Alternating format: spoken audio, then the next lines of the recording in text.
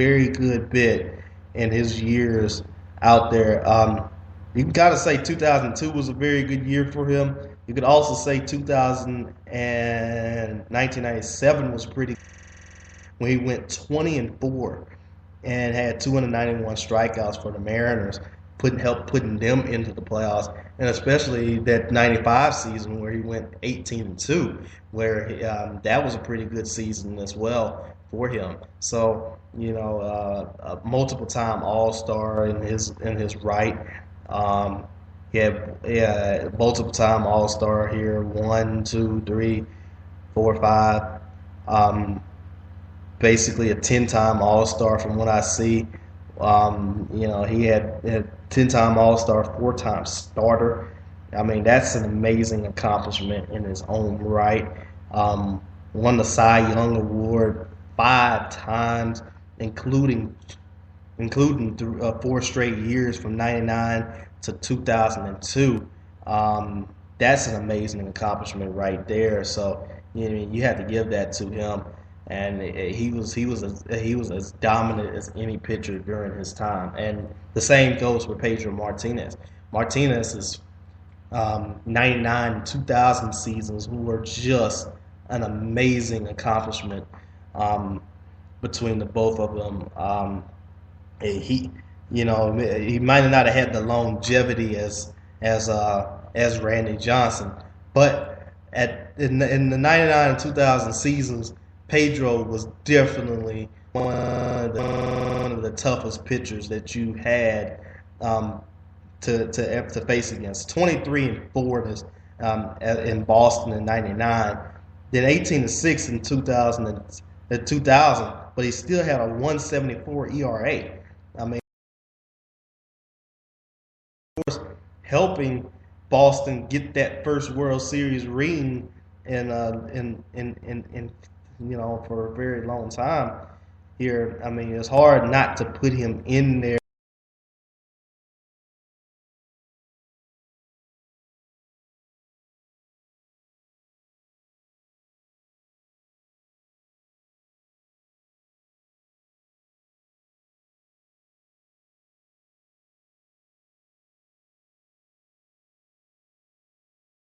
There. So, you have to give that to him. Unfortunately, he was part of that '94 Montreal team that we would never know if they could have won. Smokes, 200 wins, 150 saves. One of the better pitchers. Of course, he had to be that. He had to be in the Hall of Fame. He was part of that triplets group here with the Atlanta Braves. Of course, he had to be in there. Of course, you had to give that to him. So, you have to give that to him. He continued to do pretty well in that one.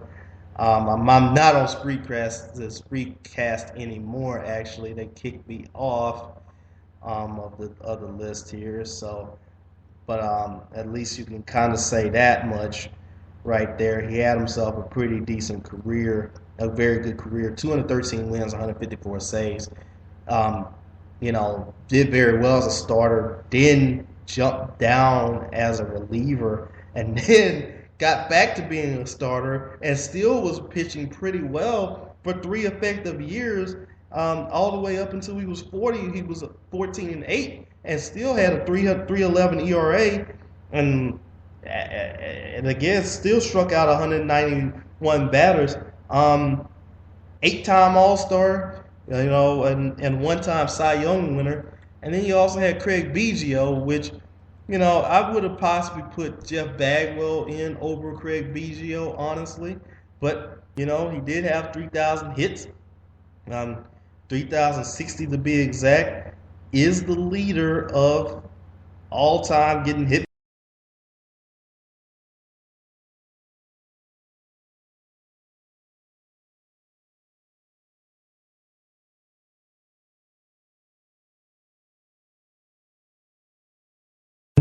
Became one of the better second basemen in his time, and 7-time All-Star for him.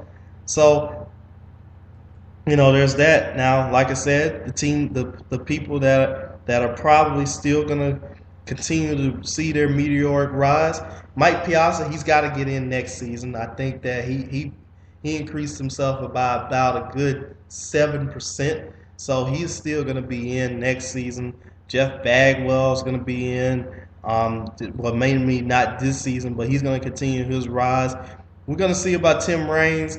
He got himself 9% more of the vote. Kurt Schilling got himself 10% more this time around. Roger Clemens was trending upwards. Barry Bonds was trending upwards. That's going to be interesting to see. Gary Sheffield got 11% of the vote. Sammy Sosa actually trended downwards this season. So that's going to be interesting to see what they're going to do with that. And so because next season, the first year Hall of Famers that you would think that are more than likely going to get in are going to be Ken Griffey Jr., first ballot Hall of Famer. I think of course, he's going to be a surefire Hall of Fame guy. But outside of that, I can't see anybody else that makes it in. Because the other first timers you got is Jim Edmonds, Jason Kendall, Garrett Anderson. I don't think those are the guys right there. So, this could open the door for a couple of more of these guys. Griffey, Piazza probably makes it in along with Griffey next season. Who knows? Jeff Bagwell probably makes it in again. And makes it in here. Maybe this gives a couple of some free reign here to Tim Raines. You would think probably Roger Clemens and Barry Bonds get up a little bit more in votes. So that's going to be interesting to see what's going to happen there. And as we continue to basically close out the show, we'll give you some NBA scores here for right now. Had a couple of finals. Denver defeated Orlando 93-90. Detroit defeated Dallas 108-95. Utah beat Chicago 97-77. Atlanta defeated Memphis 96-86. Boston beat Brooklyn 89-81. Houston beat Cleveland 105-93. Milwaukee defeated Philadelphia 97-77. Washington beat New York 101-91. New Orleans lost to Charlotte 98-94. Phoenix and Minnesota are on ESPN right now, battling very hard. The last score we have for them is 97 to 105 to 102 with 58 seconds left in the fourth quarter. Then you also got Sacramento against OKC, 78 to 51. It seems like Sacramento always has OKC's number in Sacramento. This is in the third quarter. Golden State's beating Indiana 60 to 50 in the early stages of the third, and also the Clippers beating the Lakers in the hallway series 76 to 50 with 8:56 left in the third quarter. So, by the way, the last but not least, have to say a melancholy rest in peace to Stuart Scott. By the way, unfortunately, this is he died on Sunday at the young age of 49 years old. Stuart Scott was a very good journalist for a very good minute. Had been with ESPN since 1993.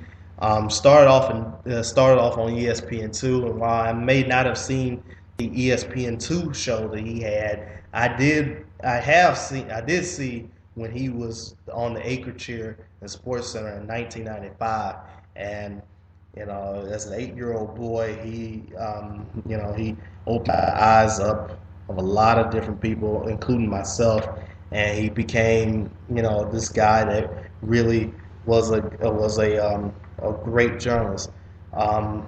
It was not just being a stuffy journalist, but also allowing yourself to have the different vernacular, being very cool, being very hip. He used hip hop, pop culture references all this time, and continued to be a very good journalist at that. So, um, and unfortunately, in 2007, he was diagnosed with cancer. Kept on fighting it. Um, he kind of relapsed.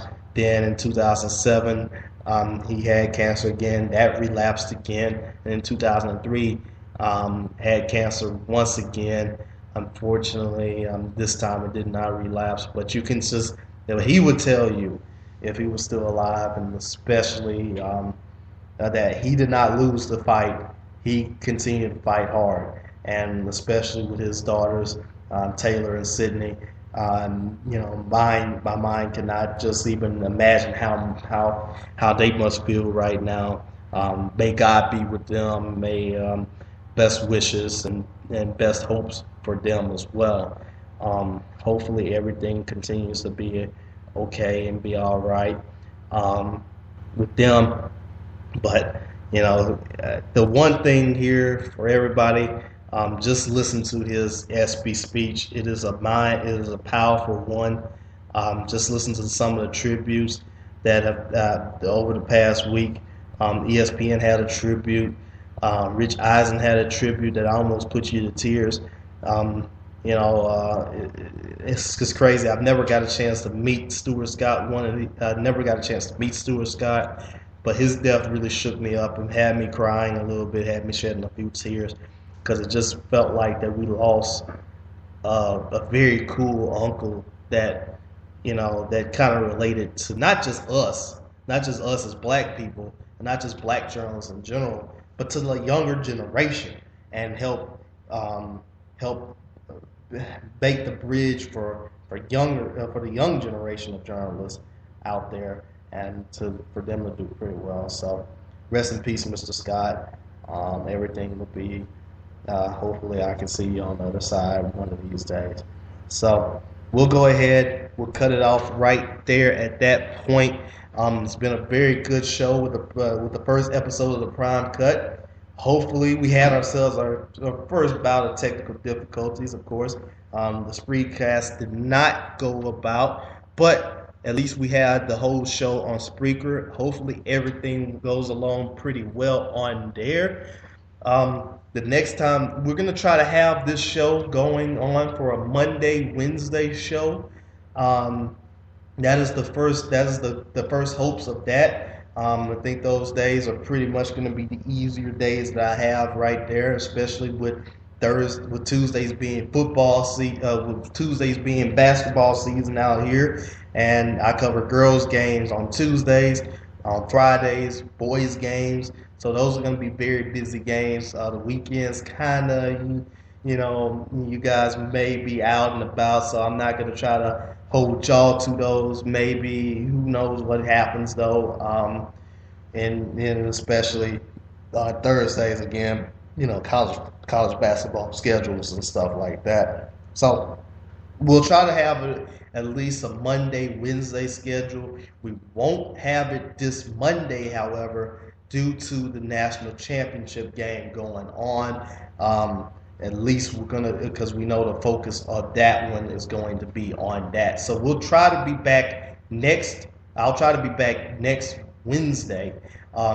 If I'm not back by, if anything does change on Monday, I will let you know. But I will definitely be back on Wednesday. Hey, hopefully everything went very well in the first chance and the first opportunity. First time I got a chance to do a show by myself. It's just been amazing here. But like I said, we're still going to try to get the Gaffin and Brown show. We're still going to try to get that going. Rob and I, we're still going to try to do that. It's been our dream. It's been our dream to have our show together. So it's not like we're not breaking apart or anything else like that. Like I said, I wanted to try to do something, my own show here, see how everything goes along. Just wanted to try to do this project here. Hopefully everything goes along pretty well. But hopefully one of these days we'll get the Gaffin and Brown show right back up and running, and we'll possibly have Clarence to go on that one. I know Clarence will probably jump hop on here on one of these days too. So this is Lamar Gafford, and this is saying see you from episode 1 of the Prime Cut.